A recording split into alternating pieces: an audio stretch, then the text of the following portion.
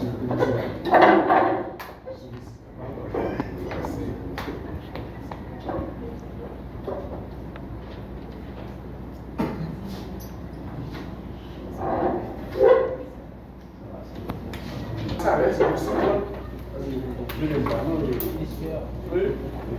suis beaucoup plus à l'aise avec le thème naturel que je suis vraiment mobile, dynamique, de formation professionnelle.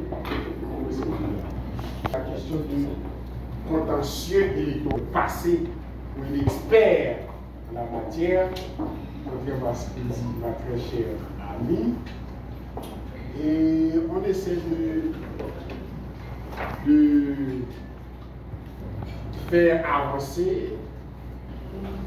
ce domaine du droit qui est tout à fait récent dans le droit public haïtien. Et il y a beaucoup à faire et tout n'est pas encore dit, tout n'est pas encore fait. Vous savez bien que le droit et discipline des sciences sociales, c'est très dynamique, c'est très évolutif, il évolue avec le temps selon le besoin ou les besoins de la société. Et je viens de demander à mademoiselle de mettre à ma disposition quand même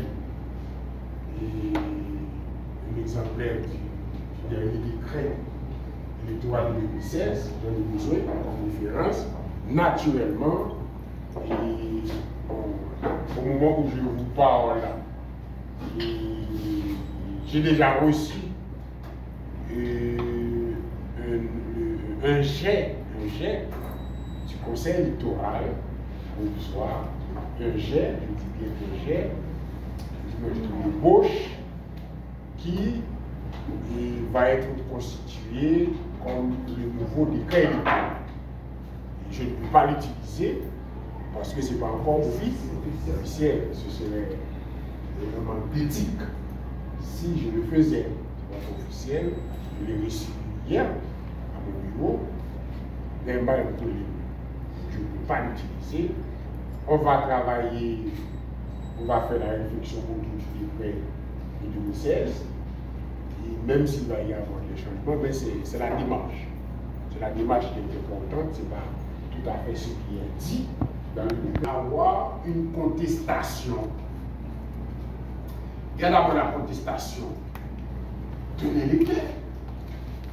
Il y a ensuite la contestation des candidats ou des candidats. Il y a enfin la contestation des résultats des élections.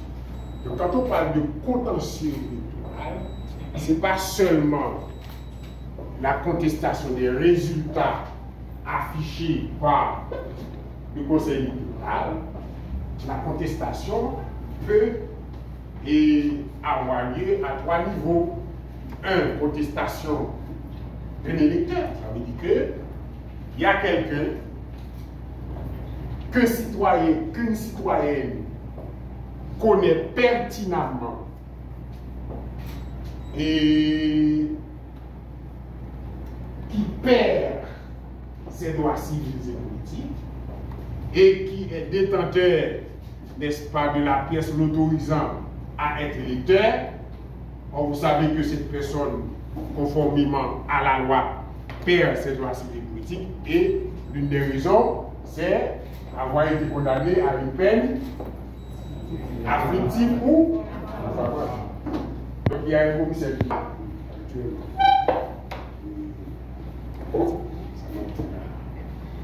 a tenu compte d'un ensemble de réalités. Tu sais quoi, je regarde, tu me sens yes, c'est comme la c'est une yes, c'est la bon, tout on va dire. C'est tout. Non, il y a son frère conscient, mais c'est pas moi. C'est tout. Je suis pas craint. Et oui, et au moment où je vous parle, c'est ce qui se passe dans votre tête. Est-ce que l'on peut vraiment prendre la chance de contester un électeur quand on sait qu'après cette contestation, l'épée de Damoclès et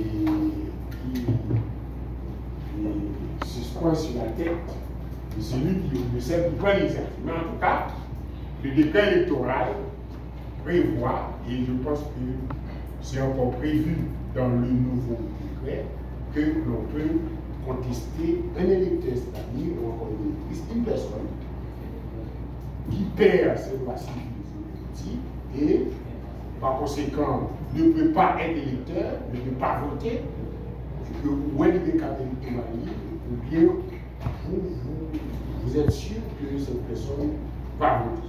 Et à partir de ce moment-là, vous avez le droit de contester le droit de cette personne qui se veut, n'est-ce pas, électeur ou électrice. Mais vous savez, c'est un rappel. Et le droit a ses obligations, le droit a son cas. Mais si vous n'avez pas la preuve pour prouver que ce fait existe, eh bien, désolé. Désolé. Et dans ce cas, on n'a pas besoin de témoins. On n'a pas besoin de témoins. Vous dites que la personne est condamnée, a été condamnée à une peine affective qui le porte ou la porte à perdre son droit d'électeur, eh bien, vous êtes contestataire de ce droit, eh bien, vous devez avoir preuve à la preuve. Quelle doit être cette preuve? C'est la décision de justice. La décision de justice qui avait condamné la personne. Oui, non, la décision.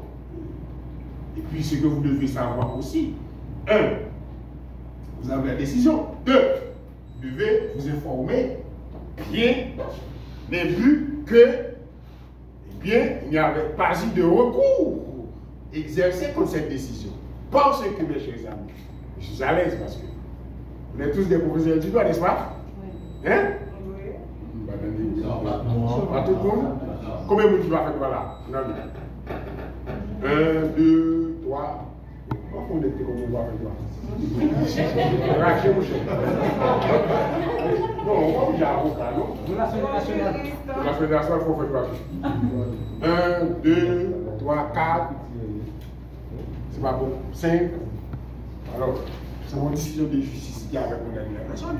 Mais avant d'aller déposer la contestation, vous devez être sûr qu'il n'y a pas eu de voie de recours. Car si la décision est l'objet, même si c'est un appel, même si la cour d'appel ne s'est pas encore prononcée, mais si la décision qui a condamné la personne, en première instance, est l'objet de recours, la décision n'est pas effective. Elle n'est pas effective. Donc, la personne n'a pas encore perdu son droit d'électeur. Vous y êtes? Oui. C'est une affaire, pas même pendante. Pas même pendante. Beaucoup disent pendante. Mais la décision n'est pas encore effective parce qu'elle fait l'objet, n'est-ce pas, d'une voie de recours qui rappelle, et encore moins, même si c'est la cassation. C'est la cassation. Vous voyez comment on doit délicat.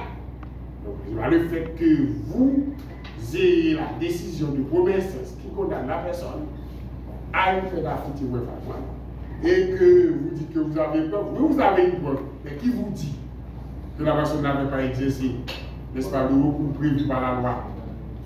Et ça peut avoir 2 ans, 3 ans, 4 ans depuis que le recours a été exercé, mais l'affaire n'est pas encore vidée.